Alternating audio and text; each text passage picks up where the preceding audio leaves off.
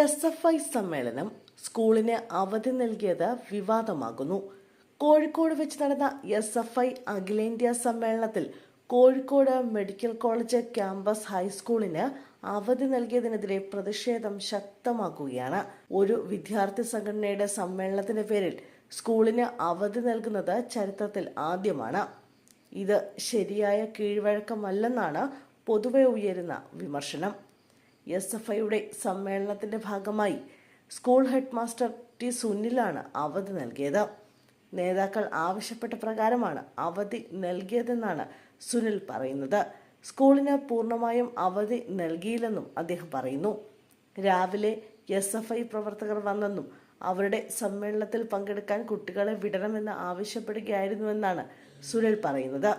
ഇതോടെ ഹൈസ്കൂൾ കുട്ടികളെ വിടുകയായിരുന്നു. സ്കൂളിന് പൂർണ്ണമായും അവധി നൽകിയിട്ടില്ല. കഴിഞ്ഞ വർഷം മറ്റൊരു വിദ്യാർത്ഥി സംഘടന വന്ന് ബെല്ലടിച്ചു. പ്രശ്നമായപ്പോൾ പോലീസിനെ വിളിച്ചപ്പോൾ അവരുടെ സഹകരണം ഉണ്ടായില്ല. പ്രശ്നമാകേണ്ട എന്ന് കരുതിയാണ് കുട്ടികളെ വിട്ടതെന്ന് ഹെഡ് മാസ്റ്റർ പറഞ്ഞു. വിദ്യാർത്ഥികളെ വിടരുത് എന്നാണ് നിലപാടെന്നും എന്നാൽ പലപ്പോഴും സംഘർഷമാകുന്നത് ഒഴിവാക്കാനാണ് സ്കൂൾ വിടുന്നതെന്നും ഇദ്ദേഹം പറഞ്ഞു. പോലീസ് സംരക്ഷണം ലഭിക്കാത്ത സാഹചര്യം ഉണ്ടായിട്ടുണ്ടെന്നും സുനിൽ കൂട്ടിച്ചേർത്തു. സംഭവത്തിൽ DEOയിൽ നിന്ന് DDE റിപ്പോർട്ട് തേടിയിട്ടുണ്ട്. സംഭവത്തിൽ രൂക്ഷ വിമർശനവുമായി MSFും KSUവും രംഗത്ത് വന്നിട്ടുണ്ട്. SFIക്ക് ആളെ കൂട്ടാനുള്ള കരിഞ്ചന്തയല്ല കേരളത്തിലെ സർക്കാർ വിദ്യാലയങ്ങളെന്ന് MSF സംസ്ഥാന അധ്യക്ഷൻ PK നവാസ് ഫേസ്ബുക്കിൽ വിമർശിച്ചു. വിദ്യാഭ്യാസ മന്ത്രി മറുപടി പറയണമെന്നും നടപടി സ്വീകരിക്കണമെന്നും അദ്ദേഹം ആവശ്യപ്പെട്ടു.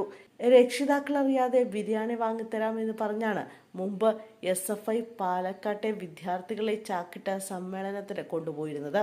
കേരളത്തിലെ വിദ്യാർത്ഥികളോട് നേരാവണ്ണം രാഷ്ട്രീയം പറയാൻ പോലും കെൽപ്പില്ലാത്ത SFI സ്വന്തം സമ്മേളനത്തിന് ആളെ കൂട്ടാൻ ഇപ്പോൾ സർക്കാരിനെ കൂട്ടുപിടിച്ചിരിക്കുകയാണെന്നും PK നവാസ് വിമർശിച്ചു.